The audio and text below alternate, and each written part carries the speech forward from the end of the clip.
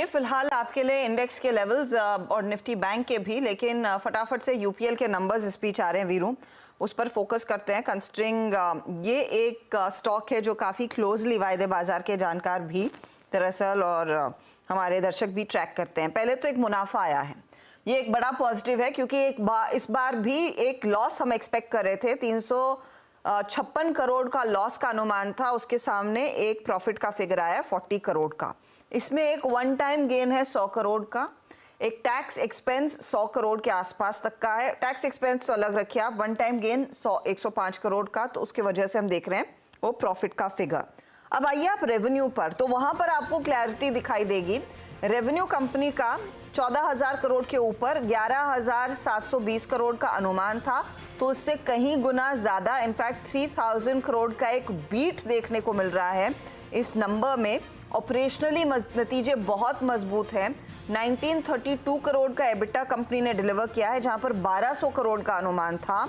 और अगर आप मार्जिन भी देखें तो 370 पॉइंट्स या फिर आप कह सकते हैं 340 पॉइंट का इजाफा आता हुआ यहाँ पर 13.7% के आसपास। ये 340 पॉइंट का बीट है इधर, 10.3% मार्केट अनुमान लगा रहा था। तो यहाँ पर प्रॉफिट तो एक आया है ही, उसके सामने कंपनी ने ऑपरेशनली बहुत ही स्ट्रॉन्ग परफॉर्मेंस दिखाया है, इसीलिए वो स्टॉक बात करते करते 6% अचानक इसमें बहुत तगड़ी तेजी आ गई है।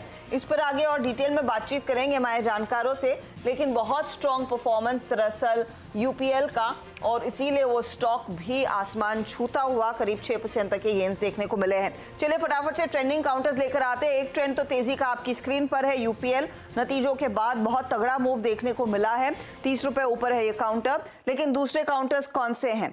तो सिप्ला में आज एक अच्छा खासा मोमेंटम, 4% ऊपर Asian paint, Divi's lab, HDFC life जैसे स्टॉक्स में हम देख रहे हैं अच्छी तेजी बन रही है। मिड कैप साइड पर भी निचले लेवल से क्योंकि रिकवरी आई है, तो यहाँ पर भी कई सारे ट्रेड्स हैं जो दरअसल तेजी में बैठे हैं। एबीबी इंडिया आज का स्टार परफॉर्मर, नतीजे अच्छे। इसके साथ ही सीमेंस के नंबर्स कल आएंगे, उससे पहले एक अच्छी खासी प्री पोजिशनिंग हो गई है एबीबी से कुछ क्यू लेकर। डॉक्टर लाल जैसे काउंटर्स में भी एक अच्छा खासा मोमेंटम, डॉक्टर लाल, मेट्रोपोलिस से तेजी वाले ट्रेड्स हैं। ब्रिटानिया में भी खरीदारी। लेकिन आज का बड़ा एक्सीडेंट तो टाटा मोटर्स है, रिकवर नहीं कर पाया स्टॉक, 950 के आसपास इस समय ट्रेड आता हुआ, 8.32% का लॉस उन खराब नंबर्स पर। आज ऑयल मार्केटिंग कंपनियां या फिर overall oil and gas space में वीकनेस है, 2% नीचे बीपीसीएल, एनबीएफसीज में श्रीराम फाइनेंस और सरकारी बैंकों में भी दबाव बनता हुआ।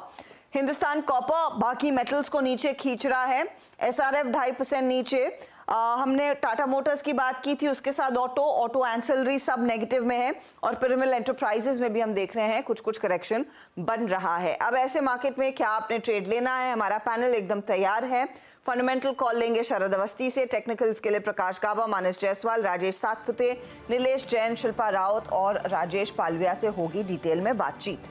बात फिर होगी राहुल शर्मा से भी, जेएम फाइनेंशियल के एनालिस्ट, उनसे समझेंगे कि इंडिया विक्स में जो उबाल आया था वो क्या इंडिकेशन दे रहा है और इस समय मार्केट में क्या अप्रोच होना चाहिए। नितिन स्पिनर्स के एमडी से भी आगे बात करेंगे नतीजों पर।